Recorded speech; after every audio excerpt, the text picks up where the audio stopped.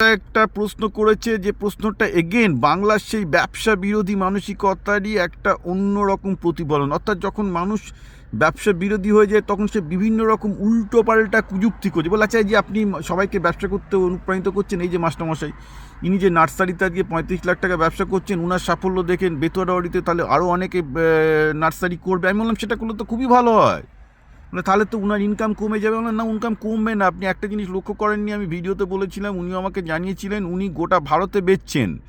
উনি Facebook, Instagram, YouTube এবং digital মিডিয়ার মাধ্যমে, অনলাইন কমার্সের মাধ্যমে উনি উনার নার্সারি চারা গোটা ভারতে বেচছেন।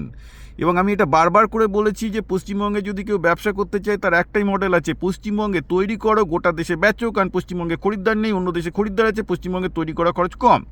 আজকে পশ্চিমবঙ্গে একটা নার্সারি তৈরি করার বা গাছ তৈরি করার যে খরচ, সেটা ভারতের অন্যান্য জায়গা থেকে কম হবে, কারণ এখানে লেবার কস্ট কম, এখানে অনেক বেশি বৃষ্টি হয়, অনেক বেশি জল পাওয়া যায়। সো ন্যাচারালি এই ক্ষেত্রে যদি বেথুয়াডহরিতে ওই মাস্টারমশাইকে দেখে 100টা নার্সারিও তৈরি হয়, গোটায় নদিয়া জেলাতে যদি 1000টা নার্সারিও তৈরি হয়, 10,000টা নার্সারিও যদি পশ্চিমবঙ্গে তৈরি হয়, তাহলে এই ব্যবসা কমবে না। কারণ তারা গোটা ভারতকে মার্কেট করছেন, অনলাইনে মার্কেট করছেন।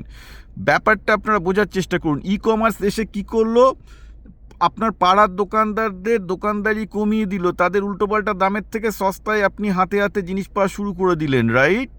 কিন্তু ই কমার্সের উল্টো দিকে সুবিধাটা বাংলা নিতে পারলো না। বাঙালি দোকানদারগুলো পুরো পুরুত হয়ে গেল। কেন হয়ে গেল? কারণ আজকে যখন কেউ একটা ইন্টারনেটের দোকান খুলে বসে, একটা রাজস্থানের দোকানদার, মাদ্রাসের দোকানদারও বাংলার একটা গ্রামের লোককে বেচা শুরু করলো। ফলে ন্যাচারালি আমাদের গ্রামের দিকে যারা দোকানদার, শহরতলির যারা দোকানদার, তাদের ইনকাম করা কমে গেল। কিন্তু তারা পাল্টা অ্যাটাকটা দিতে পারলো না। পাল্টা অ্যাটাকটা কী ছিল? যে না, আমরা পশ্চিমবঙ্গে তৈরি করে মাদ্রাসে বেচবো। করছেন, অনেকেই করছেন, কিন্তু ওই বাঙালি টেকনোলজির জন্য আমাদের সব ক্ষতি হয়ে গেল। আরে বাবা, টেকনোলজির জন্য ক্ষতি হয়, ভালো হয়। ভালোটা যদি না নিতে পারেন, you'll be the loser race. এবং বাঙালির এটাই সমস্যা হয়ে গেছে। আজকে কম্পিউটার যখন আসছিল, সেই সময় ব্যাঙ্গালোর হওয়ার কথা নয়। ব্যাঙ্গালোরের যে আইটি বুম হয়েছে সেটা কলকাতায় আসার কথা। কারণ ভারতের প্রথম কম্পিউটারগুলো সব IBM কম্পিউটারগুলো ISI কলকাতায় ছিল, এখানে একমাত্র ট্রেন লোক পাওয়া যেত। কিন্তু CPM কম্পিউটারের বিরুদ্ধে আন্দোলন করে কলকাতাকে ব্যাঙ্গালোর হতে দেয়নি। এটা ভেরি ওয়েল ডকুমেন্টেড হিস্ট্রি, যার জন্য আমি বামপন্থীদের পছন্দ করি না। আর I'm very open and vocal about that, যে বামপন্থীরা মাথা মোটা, প্রকাশ্যে বলি। কারণ ইতিহাস প্রমাণ করে দেবে, বারে বারে তারা পশ্চিমবঙ্গের জন্য এমন সিদ্ধান্ত নিয়েছে, ক্ষতি হচ্ছে। One of the largest problem বামপন্থীরা যেটা করেছে, যেটা বুদ্ধদেববাবু নিজেও স্বীকার করেছিলেন, যে যখন ভারতবর্ষে কম্পিউটার ইন্ডাস্ট্রি আসার সম্ভাবনা তৈরি হলো, তখন কম্পিউটার বিরোধী আন্দোলন শুরু করলেন জ্যোতি বসু, করে পুরো কম্পিউটার ইন্ডাস্ট্রিটা ব্যাঙ্গালোরে চলে গেল, কলকাতায় আসলো না। এবং এটাতে কি আমাদের ছেলেপেলেরা আজকে কী হচ্ছে, আজকে 3 লাখ বাঙালি ব্যাঙ্গালোরে গিয়ে কাজ করছে, 3 লাখ বাঙালি ব্যাঙ্গালোরে গিয়ে কাজ করছে। যখনই কোনো প্রযুক্তি আসবে আপনাকে এমব্রেস করতে হবে। আজকে AI এসছে, AIকে এমব্রেস করতে হবে। না করতে পারলে আপনি ইতিহাস হয়ে যাবেন। আর বাঙালি একটা ক্ষুদ্র জাতি, এই জাতির পক্ষে কোনো টেকনোলজির বিরুদ্ধে একা চলছে না, চলবে না, ভাঙিয়ে দেওয়া, গুড়িয়ে দেওয়া হবে না। আমরা পার্ট অফ দ্য গ্লোবালাইজেশন।